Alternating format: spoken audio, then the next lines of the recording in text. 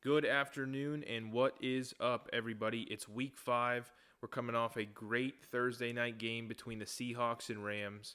And as we do every week, we're here looking at updated defense versus position matchups, specifically which players going into the weekend are in the best spots, best positions versus defenses. Stay tuned.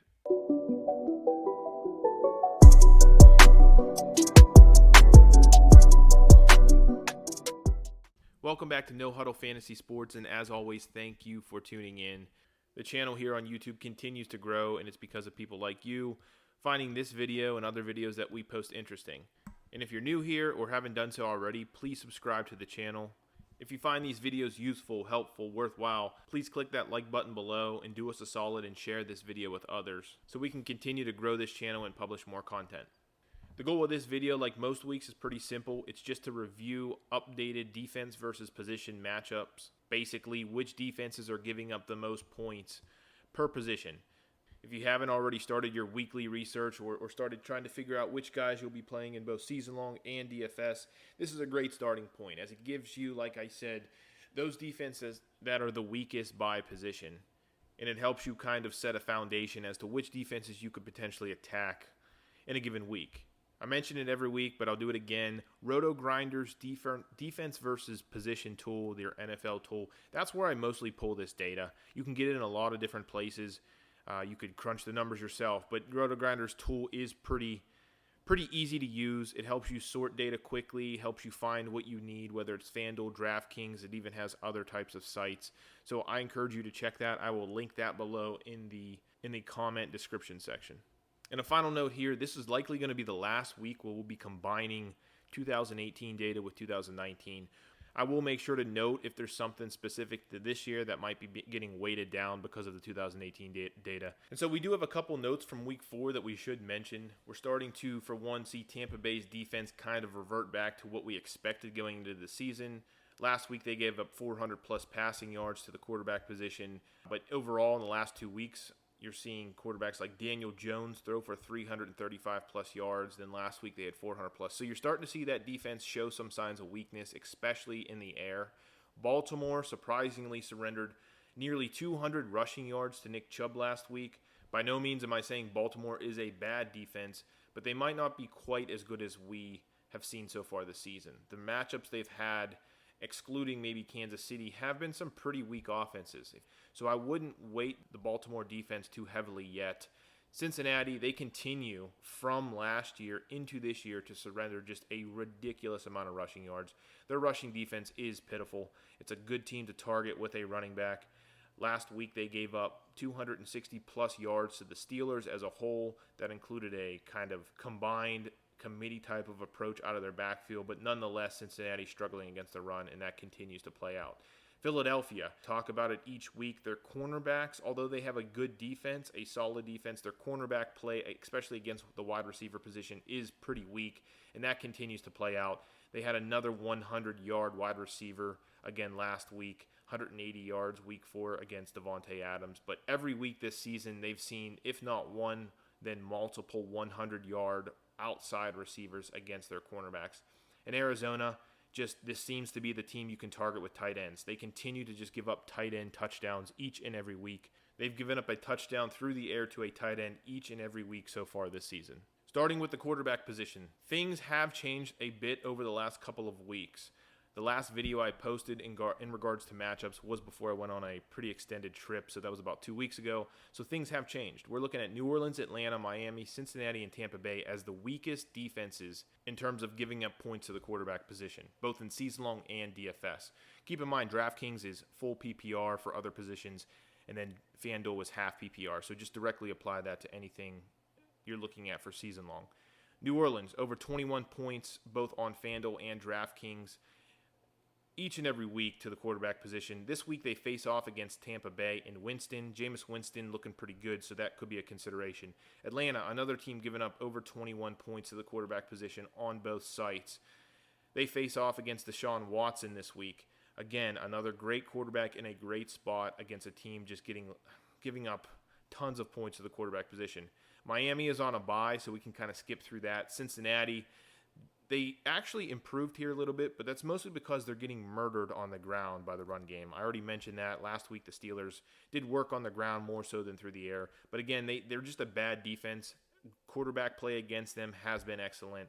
They get to face off in an up-tempo game this week against Kyler Murray, so consider him. And finally, Tampa Bay here. They're always on the list. They continue to just, from last year through this year, give up massive amount of points through the air. They face off against New Orleans in New Orleans this week. Teddy Bridgewater is the guy you may want to look at. Running backs, we're starting off with the team I already mentioned, Cincinnati, a team just getting crushed on the ground week in, week out at the running back position, giving up 32-plus points on DraftKings, just a massive amount of points on DraftKings, 28-plus on FanDuel.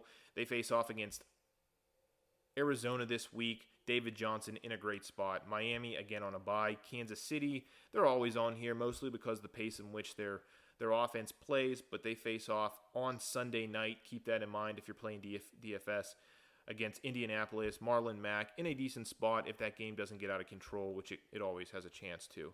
On the other side of the ball, for Cincinnati, Mixon is in a great spot against Arizona. Arizona giving up over 29 points on DraftKings, 26 points on FanDuel to the running back position. Atlanta, again on this list, over 28 points on DK, 24 on FanDuel to the running back position. You're looking at Carlos Hyde for Houston in this spot, playing at home. Wide receivers, a little bit of a different story here. Some other teams. The New York Jets lead us off here, giving up a massive amount of points, 44-plus on DraftKings, 36-plus on FanDuel to the wide receiver position. That puts them up against Philadelphia this week. Carson Wentz in Philadelphia. You're looking at Jeffrey Jackson Aguilar, the wide receivers for Philadelphia, in a great spot against a Jets defense that just continues to get pounded by wide receivers. Philadelphia, that same game.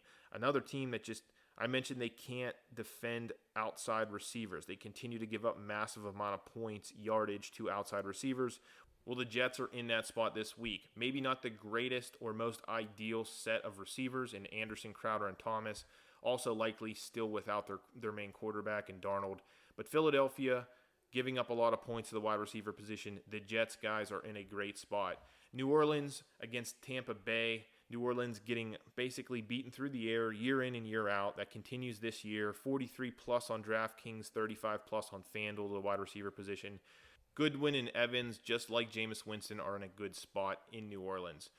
Washington just is garbage on defense this year, including against the wide receiver position. 39 points on DraftKings, 33-plus on FanDuel, week in, week out, counting 2018 stats. They face the Patriots this week, so Edelman, Gordon, and Dorsett all in good spots. The Patriots wide receiver core up against Washington in a great spot. Mentioned Tampa Bay in other positions. They're again here at the wide receiver position. 40-plus on DraftKings, giving up 32-plus on FanDuel. The receivers, Teddy Bridgewater, I already mentioned, but the receivers for New Orleans, Thomas, Ginn, and Smith, all in a great spot at home against Tampa Bay. Finally here, we have the tight end position. I want to make mention, as I talked about earlier, this includes 2018 data. Therefore, teams like, for instance, Arizona, who is number one this year, so keep that in mind, for 2019, number one in terms of points given up to the tight end position, they're not yet on this list. But keep that in mind. Arizona is a great spot week in and week out for tight ends. They'll likely be on the list next week, but for now, because of the 2018 data, this is what we're dealing with. Kansas City against Indianapolis. Both these teams struggle against tight ends, so you're looking at Ebron and Doyle against Kansas City and Kelsey against Indy. But again, that's a Sunday night game, so if you're talking DFS, it's not on the main slate. But for season long, make sure these guys are in your lineups. Tampa Bay seems to be on every defensive position list, but they give up 15-plus on DK, 12-plus on FanDuel. You're looking at Cooks for New Orleans this week, landing in a great spot, just like Bridgewater and just like the receivers. Oakland, another team here that stands out, giving up a lot of points to the tight end position week in, week out, facing Chicago. So you're looking at Burton. He doesn't get much usage, at least so far this year, but a guy that's in a great spot, likely cheap in DFS. You might not roster him. You might not want to play him in season long, but in a great spot. Cleveland every year seems to get torched by tight ends. George Kittle on Monday night, so excluded from DFS main slates, but George Kittle in a great spot against Cleveland, a top 5 matchup for the tight end position against Cleveland on Monday night. And so that wraps up the defensive matchup video for this week. You can see there's a lot of great plays in great positions. But again, this is just simply top 5 matchups. We're talking 2018, 2019 data, defenses that are giving up a lot of points split out by position. You obviously shouldn't base your research or your lineups off of just these types of videos or just matchups. There are guys that are matchup proof, for instance. There's other situations going on. But this is a good starting point and helps you figure out which guys, both value and expensive, are in good spots, guys you might take, guys you might avoid. As I mentioned, I hope you guys find this video useful. Please give me a like, smash that like button below, share this video, and make sure you're subscribed to the channel for our upcoming DFS specific video within the next couple of hours. As always, again, thank you for tuning in, and I'll catch you in the next video.